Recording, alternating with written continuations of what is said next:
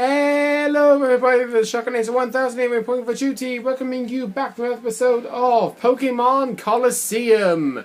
In the last episode, we didn't exactly do much because all we did was go through some doors, battle a couple of trainers, caught a brand new shadow Pokemon of Heracross, one of the most best fighting and bug type Pokemon ever to be created, and just went off to heal up, and I realised I forgot to save when I ended off the recording because I had to re-enter the ID badge cards in these slots. And I thought, wait, do you have to put the ID badge cards in these every time you sign off? And I realised, oh, wait, no you don't.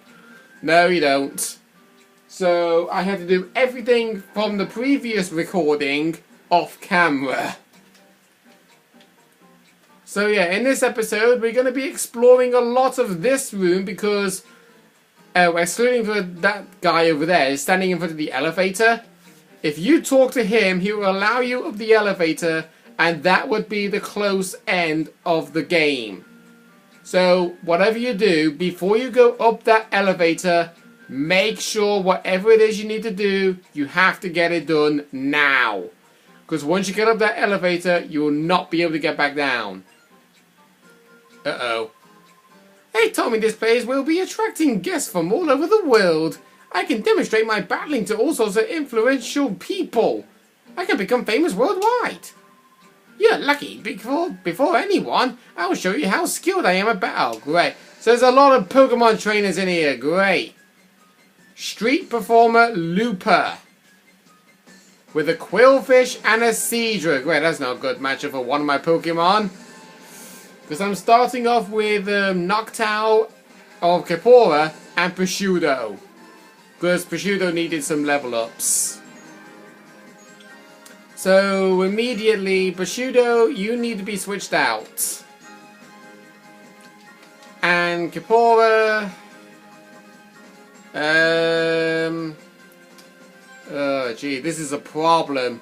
Because both Quillfish and Seadra can carry the ability Poison Point, which poisons the opponent if they make direct contact. And the majority of my Pokemon make direct physical contact, which is not good. And I'm also going to be a little bit risky of using Melody here, considering that Seadra is the pre-evolved form of Kingdra, who is a water dragon type. And that's not going to affect me whatsoever. Okay, I made the right prediction that he was going to use a water move on Prosciutto. Right off the back, I'm going to use Dragon Dance, so that way I can raise my physical attack and speed.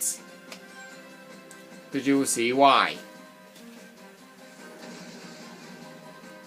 Yeah, that's why. You're going to take me down, are you, Quillfish? Eh? You failed. Oh, by the way, while I'm doing this battle, I can actually bring up a lot of things that's been happening recently before doing this recording, and also after the last recording that I did. Let's just say that yesterday we had a Nintendo Direct video happen on YouTube recently on the 6th of June 2017. And they were announcing a couple of new games to be introduced based on Pokemon, if you kind of get my drift. So what's happening is they're creating a Nintendo Switch game called Pokémon Tournament Deluxe. In other words, DX. And they've introduced 5 brand new playable characters, one of which was actually known as a helper Pokemon in Pokémon Tournament for the Nintendo Wii U, which is Krogunk.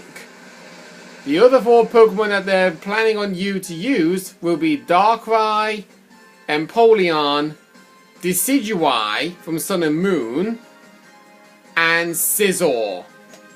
And personally, I think there's actually a unique touch, but personally, I don't know if it's going to be that all useful, because Pokémon Tournament was not really a best-selling brand And yet I somehow managed to get one on Amazon for the Wii U some time ago in the past. And I very rarely play it, to be honest. I very rarely play on Pokémon tournaments. Because I've had a lot of bad moments happen in there. Because the most common Pokemon I kept choosing was Gardevoir. Because, well, to be honest, I love Gardevoir. I really do. I find it very charming and everything. It's just, Gardevoir is one of those few Pokemon that have a really good design, if you know what I mean.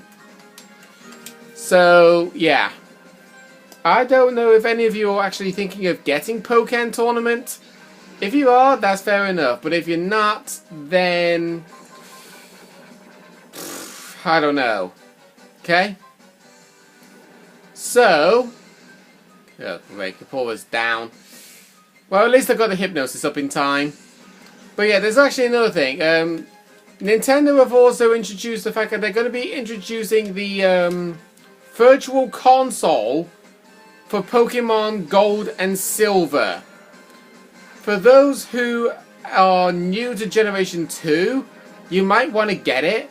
But if you've played Heart Gold and Soul Silver and you fancy playing Gold and Silver, and you decide, well, actually no, if you played Heart Gold and Soul Silver and you decide to get Gold and Silver for the Virtual Console, my advice, don't even bother, because Gold, Silver, and Crystal and Heart Gold and Soul Silver is exactly the same. You basically have to go through 8 Pokemon gyms in Johto after choosing your starter Pokemon. Then you challenge the Elite Four. Then you get the National Pokédex from Professor Oak in Olivine City. Ride the SS Cruise ship from Johto to Kanto. Challenge the 8 Pokemon gyms in Kanto. Then go up to Mount Silver. And you'd face against a particular trainer. And once you've beaten that particular trainer, you have beaten the game. And then you've done everything. Free to do whatever you want. Okay? So, if you still want to get Gold and Silver, be my guest if you haven't got Heart Gold and Soul Silver. But if you have got Heart Gold and Soul Silver, then don't even bother getting Gold and Silver, okay? Now, the final thing that they also introduced in the Direct video, they're introducing a sequel to Pokemon Sun and Moon, called Pokemon Ultra Sun and Ultra Moon. Which, in old terms, for Ultra Sun and Ultra Moon, many people think it's going to have a different story plot, considering the fact that in the trailer, it showed an angry Togedemaru looked like he was about to do a Zed move, as far as I recall, or something else, I don't know. But it was also showing a midday form Lycanroc jumping in the air. And many people think the way how the story varies means that they are going to be brand new totem Pokemon. I don't think that's necessarily true with Lycanroc, that is, because I think the trainers are going to be exactly the same. They might use different Pokemon, they might not, but Nintendo say that they're going to be creating brand new Pokemon for this game.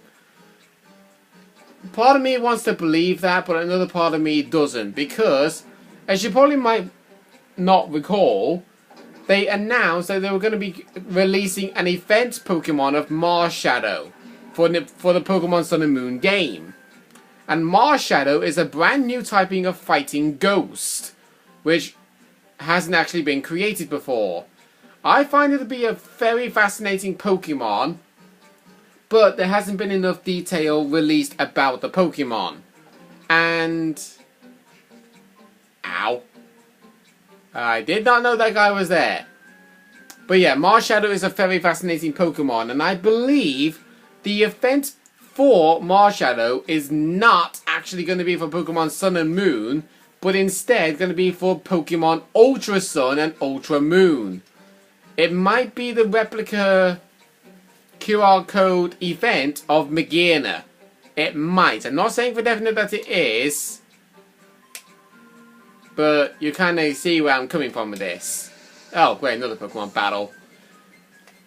But yeah, if you're thinking getting Ultra Sun and Ultra Moon like I am, then by all means get it. Because I love how they designed Solgaleo and Lunala.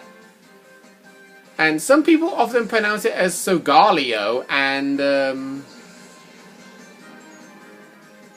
some other random name. But really, you pronounce him as Solgaleo. That's how you pronounce him. Anyway, the way how they are designed, they look like they are fused together with Necrozma, the Black Prism Pokemon that you catch after beating the Elite Four, and also caught every single Ultra Beast.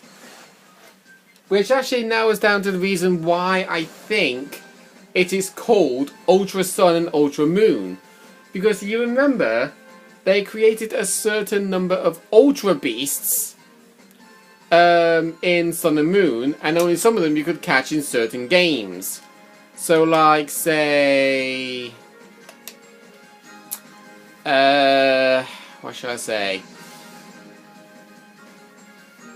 Like, say, in Pokemon Sun, you can only get Buzzwole, which is a bug fighting type that looks like that is red designed. Yeah. And in Pokemon Moon, you get a different bug fighting type Pokemon called Pheromosa, which looks pretty much like a stick insect if you kind of get my drift. But anyway, you kind of understand where I'm coming from with this. So, Necrozma, I think it's going to be fused. I think there's going to be a method that you can fuse Necrozma together with Solgaleo and Lunala, and the fusion together of Solgaleo and Lunala with Necrozma may actually be the main Pokemon used on the box cover for the game when it's released in November 17th, 2017. Plus, the fact, like I mentioned with the Ultra Beasts, Pheromosa, Buzzwole, Celesteela, Guzzlord, etc. I think they might actually get an opportunity to be shown before defeating the Elite Four. I could be wrong, but I think there might also be some more Ultra Beasts coming out. I don't know for definite, but that's just being a random hunch. So anyway, let's see what's inside here. Whoa. Okay, I've actually never been in here before. Let me guess, are you a Pokemon trainer?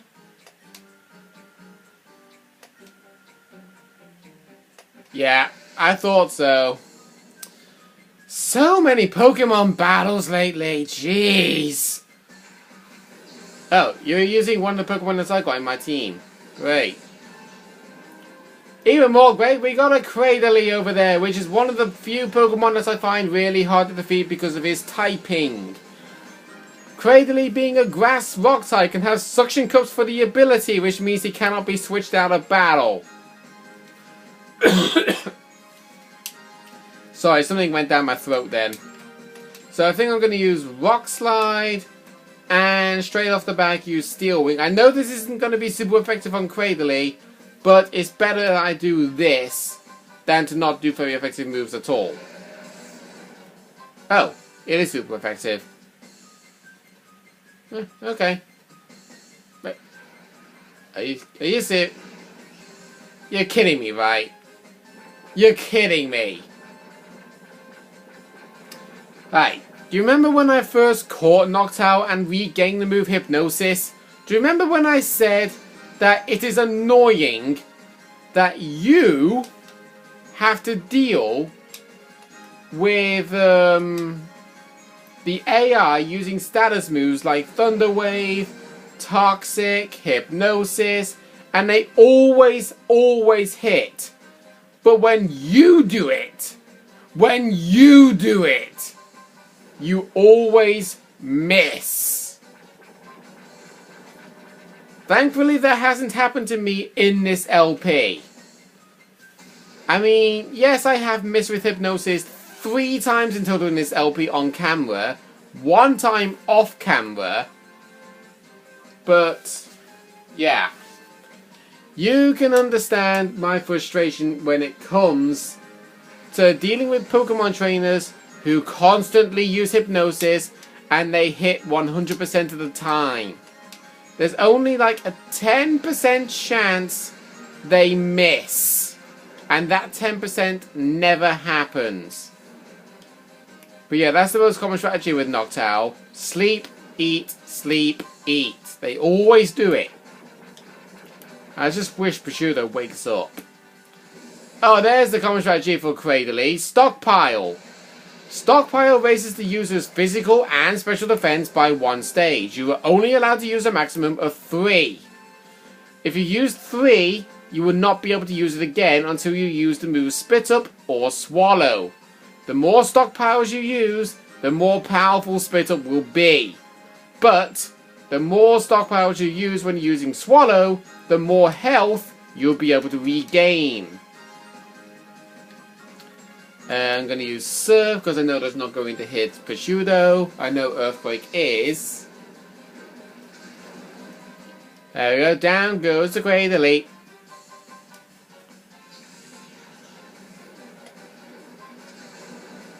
I really would like Noctowl to die. I really would. Oh, Chimecho! Chimecho is the evolved form of Chingling based on happiness during the night time, as far as I recall. I could be wrong.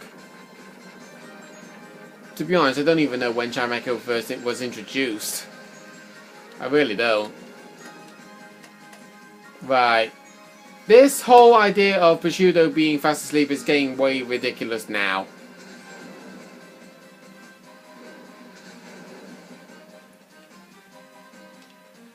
Yeah, I think Prosciutto's gonna go down here. Oh no! 1 HP. 1 HP. Oh.